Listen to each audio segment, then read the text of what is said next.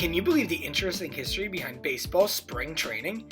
Each year, the start of the baseball season begins with pitchers and catchers arriving to Florida or Arizona to celebrate the new season. Spring training has always been one of the most looked forward to events of the year. People get excited to see new players in new uniforms, rookies trying to make teams, and veterans trying to stay in the league. Spring training today is very different than it was decades ago. Decades ago, spring training was always an opportunity for players to get back into shape. Nowadays, players are in incredible shape before the season even starts, so they no longer need an extended spring training to get ready for the season. But spring training is still part of baseball. It's still an opportunity for players to get used to their new teammates. It's an opportunity for players to learn a new team, whether they're young or old, and it's a chance to make a roster spot. Spring training is the old dance, a chance for a new season, a rebirth for players, and an opportunity to change the trajectory of a team. Every team arrives at the same level. They all want the opportunity for a World Series. Let's take a deep dive into the history of spring training and the meaning it has for Major League Baseball. The tradition of spring training is almost as old as baseball itself. It is believed the first spring training started with the New York Mutuals in 1869. The team, founded by Boss Tweed, was made up of primarily firefighters from New York. Tweed wanted to get his players ready for the season by sending them to the South, specifically New Orleans. He believed warmer weather would help them prepare for the season. As being firefighters, they were not always prepared to play baseball. This was the first known concept of spring training, and this is believed to be the precedent for training before a season would start.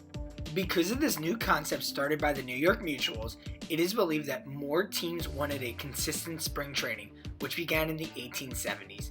New Orleans became one of the main spots for spring training destinations, and towards the 19th century, it became more and more popular. But other teams utilized other areas as well, including places like Savannah, Cape May, and Washington, D.C.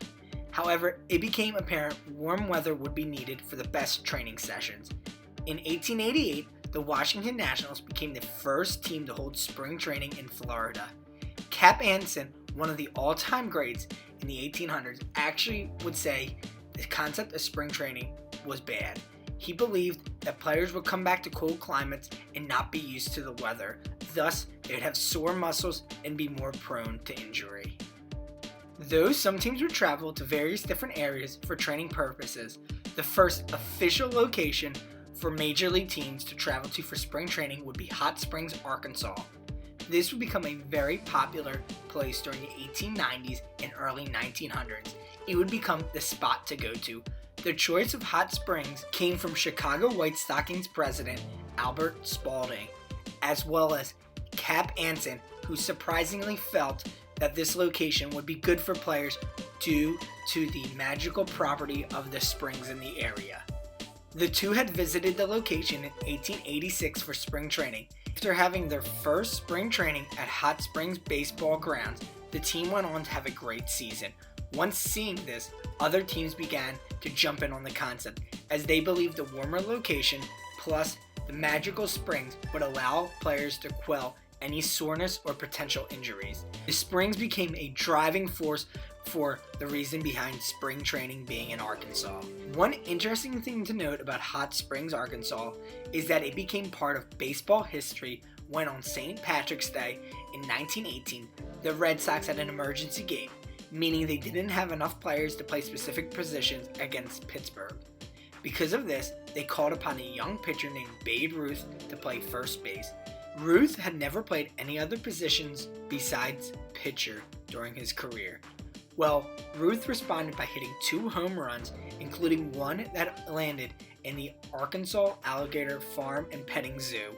This is believed to be the moment that changed baseball and Babe Ruth's career forever.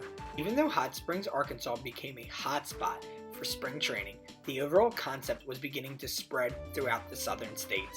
Teams like the New York Yankees still continue to use New Orleans. The Cardinals spend times in both Hot Springs and Tulsa. It became apparent with the growing and developing league that consistency would be needed. the need for an actual spring training league and spring training destination would come out of necessity. The first established league would be the Grapefruit League in Florida. The Philadelphia Phillies would be the first of current league teams to train full-time in Florida. They spent the first 2 weeks in Jacksonville in 1889. The Cubs would practice in Tampa, and the Indians would practice in Pensacola in 1913. By 1915, there would be multiple teams that would utilize Florida as their spring training base. Now you may be thinking to yourself, where does the name Grapefruit League actually come from? It probably comes from the fact that Florida grows citrus. Well, you're wrong. The name of the Grapefruit League is believed to have stemmed from Ruth Law, an aviator. In 1915, she was used for a publicity stunt where she was told to drop a baseball out of her plane into the glove of Dodgers manager Wilbert Robinson. However, somehow a grapefruit fell out of the plane, soaking him with ooze and goo.